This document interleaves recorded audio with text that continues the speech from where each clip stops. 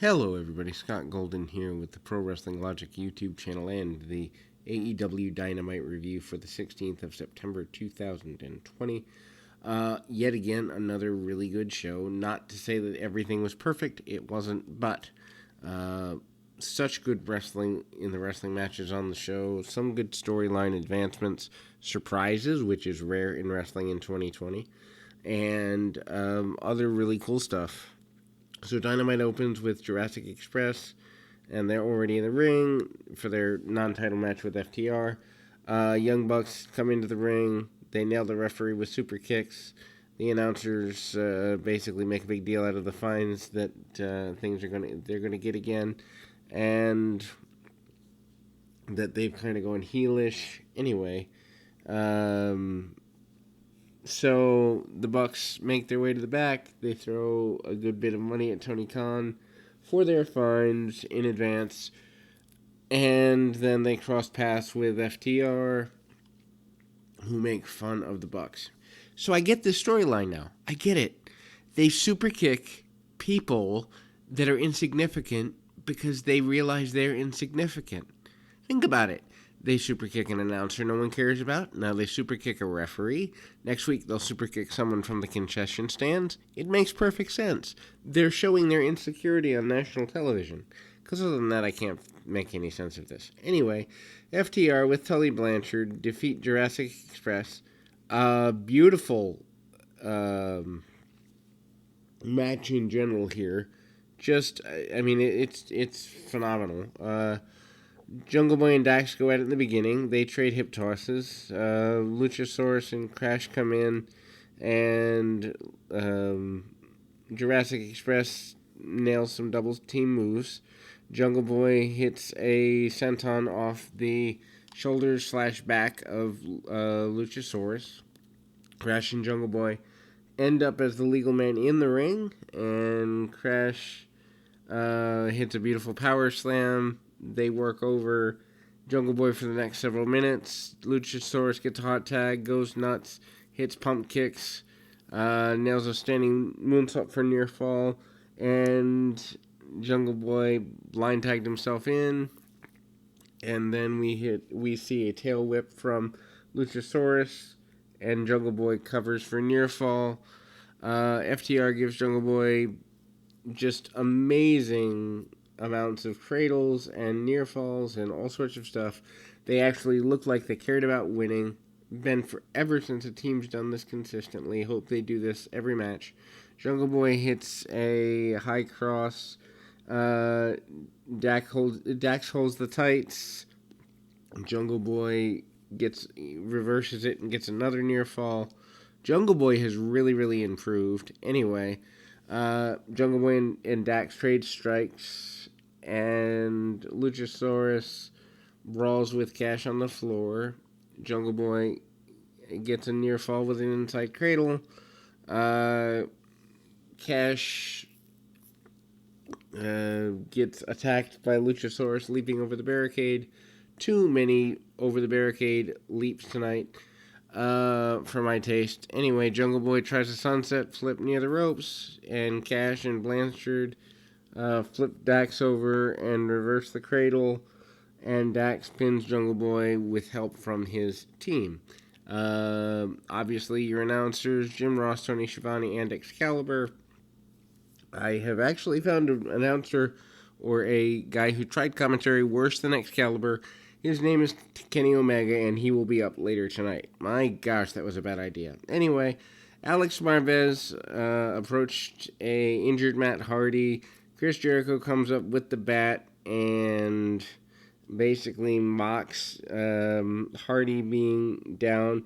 He actually asks if they need to amputate Hardy's leg for this.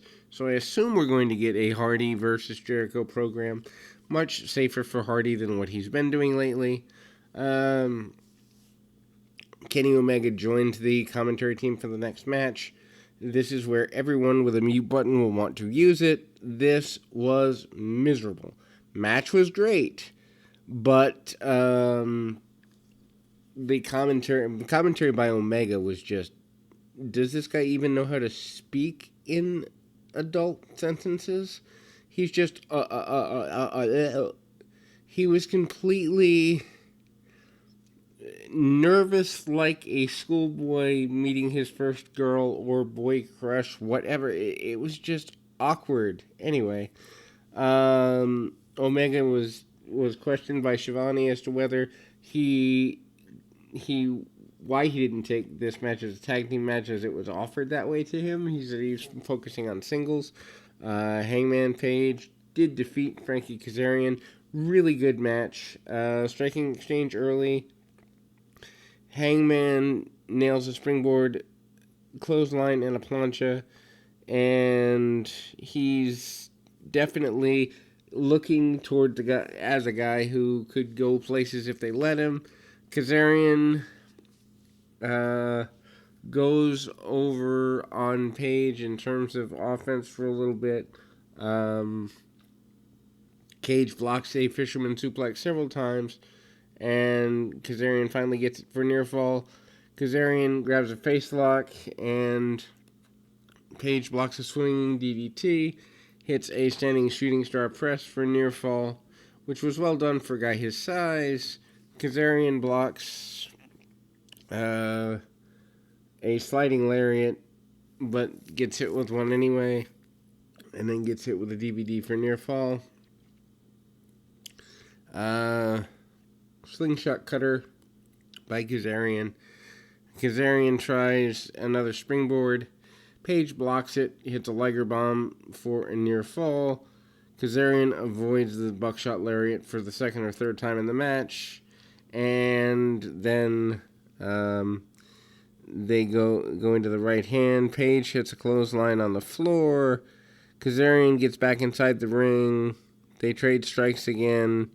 And Page blocks, shoves Kazarian off, and hits a buckshot lariat for the win.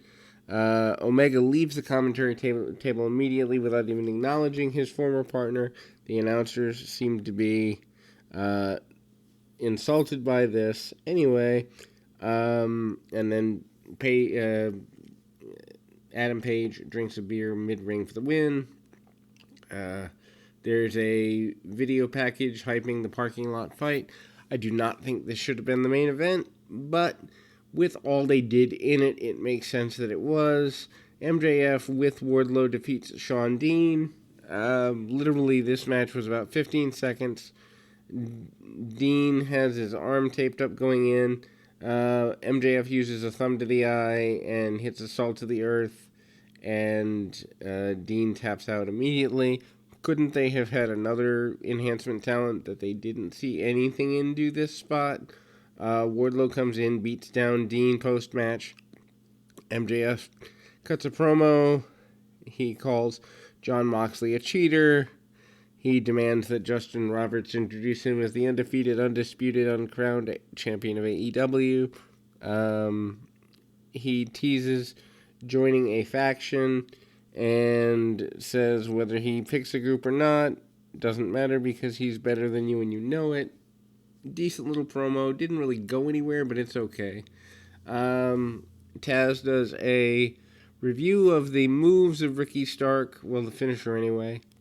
Kind of cool, like a tail of the tape sort of thing. Kind of out of place, but it was okay. Eddie Kingston's in the ring with Penta and Phoenix, Butcher and Blade, paced around the ring. And Kingston cuts a promo. Kingston said he never lost the Battle Royal. He said they're not a stable, they're a family. When families fight, sometimes they go to counseling, he says. But they fight, they celebrate with violence. Butcher and Blade pulled a couple of enhancement talents out of the crowd, beat him up. Kingston told Blade it's time for him to get his house in order. I assume that references his wife or something. I don't know. I'm not a fan of this. I like Kingston as a talker. I wouldn't mind if he was with the Lucha Brothers, but Butcher and Blade, I see nothing. I like maybe on Impact, maybe on a high-level indie, not on national television. Anyway, so Private Party comes in. Jon Moxley and Lance Archer will be on opposite sides of a six-man next week. This is the time the announcers chose to announce that, so that tells me where Private Party and Jericho and Jake Hager are on their importance list. Now, I did not like this match at all, but not for the reason you think. It's fine. It served a purpose. However, there is no reason that two former WWE champions in Jericho and Hager should be in a competitive match with two guys who might sell out Elks Lodge somewhere. Like, I get that you're trying to get new talent over. Maybe if you do that with one talent a week, maybe two at the most, one male, one female, that can work. But why is Private Party in there with Chris Jericho and Jake Hager in a competitive match? No one who has respect for the history of wrestling and or is a WWE fan watching this is going to believe that. I'm all for getting new talent over, but this is unbelievable. Anyway, veterans are leading the guys through. Obviously, by leading them through, they're giving them a lot of offense. Tandem dives by the Private Party guys. Then Quinn gets cut off, worked over during the break. Hager certainly needs to get some power offense because his current offense is just boring. I can't believe he had to sell the silly string, but he did. Jericho gets a tag. Cassidy ducks the Judas effect and hits a springboard cutter for a 2 count. That's like the third cutter of the night. Come up with a new move, guys. Anyway, Quinn and Hager brawl on the floor. And Cassidy goes for a senton. Jericho moves out of the way. Jericho hits the Judas effect for the pin. Jericho then puts Cassidy in the walls of Jericho after the match. Quinn makes the save, hits a Pele kick, and Jericho bails out. Again, if you want Jericho and Hager to be worth anything, they should have been more dominant here. They announce a, extra bonus dark show that was originally supposed to air tonight if the playoffs had gotten in the way. Scorpio Sky, Ben Carter, who? Anna Jay and Brandy Rhodes, why? Matt Sydal and Sean Spears, huh? For Late Night Dynamite, airing Tuesday after Inside NBA on TNT. All that means is there's more stuff for me to review. Anyway, NWA World Women's Championship, Thunder Rosa defeats Ivelisse. Really good match. Back and forth. Both ladies work hard. Ivelisse has not found her stride in AEW yet, which makes me sad. She's got a lot of potential and a lot of talent. She just hasn't had that breakout match. Thunder Rosa looks great. She outshone Ivelisse, which was kind of surprising. Hikaru Shida is at ringside watching the match. Rosa hits a Meteora in the corner, and Ivelisse comes back with a Tiger Driver. And then Rosa uses a Tombstone for the pin.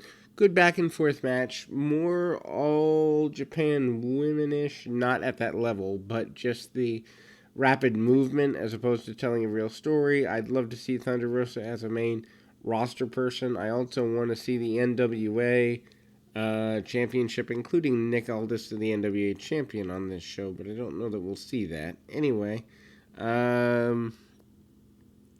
so Dynamite, the female not the show, runs in and attacked after the match. Shida jumps in, makes the save, and hands Thunder Rosa back her belt. Miro's bench pressing. He asked Kip Sabian to let him get in the ring and go after somebody. Sabian says that Miro had to throw him a bachelor party. Miro promises a good bachelor party. You take a guy who's had national television exposure and was a top heel in the main company for years, and his second weekend he's promoting a bachelor party. What a waste of talent. Anyway, uh, Jake Roberts and Lance Archer enter for promo. Archer beats up some wrestler from the fan. Jake cuts a promo about basically being in bed with the devil. If he has to be in bed with the devil, he wants to be in bed with the Tasmanian devil. Taz enters at Jake's request, and they make a deal. Ricky Starks and Brian Cage will be Archer's partners next week, provided Cage gets a championship match when Archer wins the championship. I'm not sure Archer should be the first former WWE championship level guy to take the championship, but the switch could be good for like a first year end climax sort of angle. Anyway, Moxley enters, gets jumped by Cage and Starks. Big surprise. Will Hobbs runs out with a steel chair. He's swinging it like a magman. Moxley strongly supports Hobbs on the mic, calls him a crazy guy, and he calls out Darby Allin. And so next week we see Hobbs, Moxley, and Darby Allin versus Archer, Starks, and Cage. I assume Archer's going to turn on his partners. That's where we're going. Brody Lee versus Orange Cassidy is also announced before we go off the air for the TV Championship, or the TNT Championship. Might as well be the TV Championship. Sheeta and Thunder Rosa versus Dynamite and Evilise next week. And Chris Jericho will be there present as well. Main event time. Again, I don't like the parking lot brawl stuff, but it is what it is. They go nuts. They beat the heck out of each other. You actually would expect this to be on like a deathmatch indie show with all the spots they did. They nail each other with car hoods, a fold-out nightstick, a sledgehammer, a door, a baseball bat, a wooden board, and a pipe. Santana gets nailed with a couple of sentons while under the hood of the car. He bleeds all over the place. Somewhere Trent gets just a nasty, nasty, bloody eye. I hope he's okay. Taylor takes a suplex and a splash off the roof of a car. And Ortiz gets suplexed onto a guardrail. Ortiz hits Trent with a low blow and a powerbomb on a car roof. Ouch. No give. Ouch. Anyway, Santana and Ortiz double up on Trent. Trent lands on the back window of a car, and it literally shatters.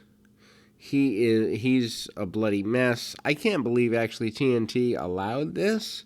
It was probably, I would say, in 32 years of watching wrestling on TV, I don't know how many other more violent angles I've seen on television that went this graphic. I was very surprised, and everyone in the comments is gonna point out where in 32 years I've seen plenty others, but I can't remember the last time I saw something this violent. Anyway, Taylor hits a shot with the back, and Santana teases using the pipe on Taylor. Orange Cassidy jumps out of a car trunk and hits the orange punch with a chain wrapped around his fist. Taylor hits a pile driver on the hood of a car on Santana. And Trent hits the cruncher on Ortiz through the plywood board that we mentioned earlier. Pins him in the bed of a parked truck. Sue shows up in the van. She drives her son and best friend away, and she shoots the middle finger as she drives away. Not my style of match, but I get why they did it. I'm not sure I would have put it in the main event slot, but at the same time, how do you follow it? So maybe I would have ended with Moxley and Archer segment and had this right before the main event.